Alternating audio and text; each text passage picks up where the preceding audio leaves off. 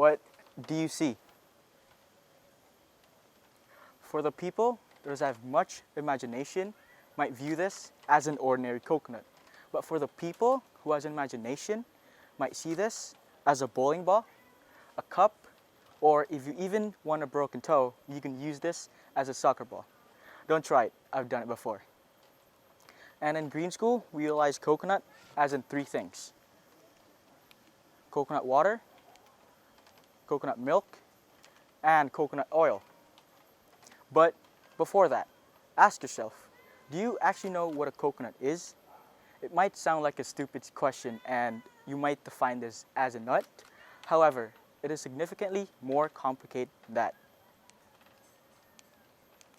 Coconuts are actually a fibrous, one-seeded drupe.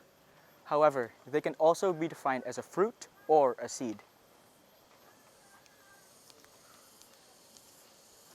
Did you know that Indonesia is the largest producer and exporter of coconuts in the world?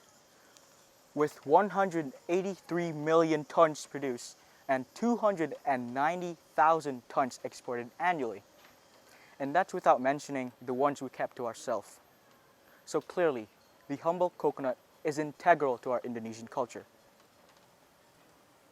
But for Balinese, there's so much more than that. We associate coconuts with our childhood. Many memories are built around this fibrous, one-seeded drupe. However, many games, instruments, and ceremonies are based around this one particular plant. So you might be wondering, how a coconut popped up to become in my quest? Well, before this, I had other quest projects that didn't turn out too well since it didn't fall into the quest category. So I had to rethink on what I wanted to do, and I wanted my quest to resemble my locality and my nationality. So that's why I came up with this coconut idea, since coconuts are ubiquitous in Indonesian culture. I had many ideas wrapped around this coconut project, such as Balogo, a traditional game from Borneo, and the point of this is trying to knock a coconut shell with another coconut shell by hitting it with a stick. Engrang, a traditional game from West Sumatra, and this is basically a race against few others while having coconuts between your toes. Sepak bola kelapa. This is another traditional game from Indonesia, and this is basically soccer but with a scorched coconut. This shows that coconut has 1,000 uses. Some are practical and some are just for fun. But out of all of those ideas, I chose my quest project to create an instrument out of the coconut shell itself. Although my instrument isn't fully made out of coconut, but the coconut are an integral aspect of its construction. Creating the instrument requires ironwood, coconut shell, plastic ropes, and some other types of wood to build the frame out of.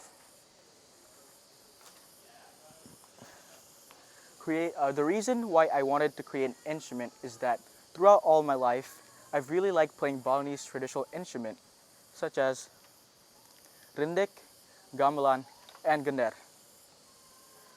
And as a Balinese boy, in every ceremonial events, we would see people playing the gamelan in the temple. Creating my instrument was a pretty labor-intensive process because you have to clean the meat out of the coconut shell itself. And removing the meat requires a specialized tool in order to remove it. Removing it is a really tiring and dangerous process because you actually need some power and precision, otherwise you will be able to cut yourself pretty easily.